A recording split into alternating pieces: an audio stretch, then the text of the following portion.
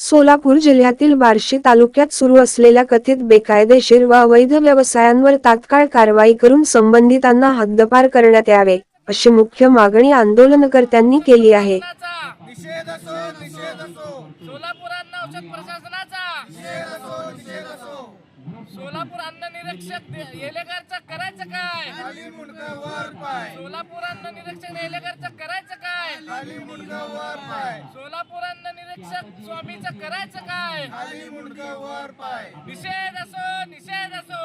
अन्न औषध प्रशासनाचा निषेध असो, निषेध असो, निषेध असो. अन्न औषध प्रशासनाचा निषेध असो. देसाई साहेबांचं करायचं काय? खाली मुंडका वर. नमस्कार, मी मोहन चंद्रशेखर थळंगे, बहुजन हक्क अभियान सामाजिक संघटनेचा शहर जिल्हा कार्याध्यक्ष. गेल्या 6 महिन्यापासून आम्ही बार्शी शहरामध्ये लाखो रुपयाचा गुटखा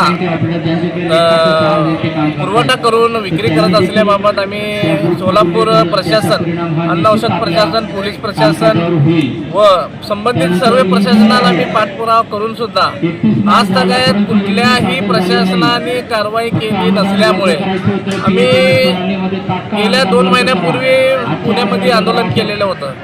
त्या पुण्यामधल्या सहाय्यक आयुक्तांनी आश्वासन दिलं होतं की 15 दिवसात आम्ही पुण्याची टीम पाठवून कारवाई करू.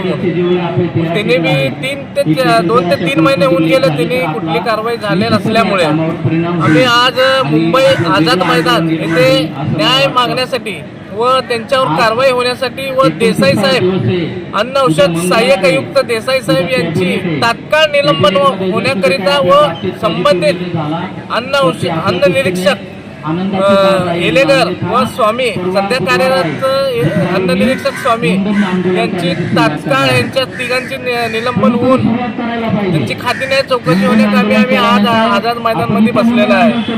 संबंधित गुटखा तस्कर मोठ्या प्रमाणात गुटखा तस्करी करून बार्शी शहरामध्ये कर्करोग सारख्या गंभीर आजार आणण्यासारखं काम करून लोकांच्या आरोग्य जीवितास खेळत असल्यामुळे सरफराज तांबोळे उर्फ बागर याच्यावर मोका अंतर्गत कारवाई झाली पाहिजे व त्याचे 8 ते 9 सहकारी छोटे मोठे व्यावसायिक, फेरीवाले व सप्लाय होलसेल विक्रेता असे टोटल 9 जणांचे आम्ही नावं निवेदनामध्ये दिलेले आहे.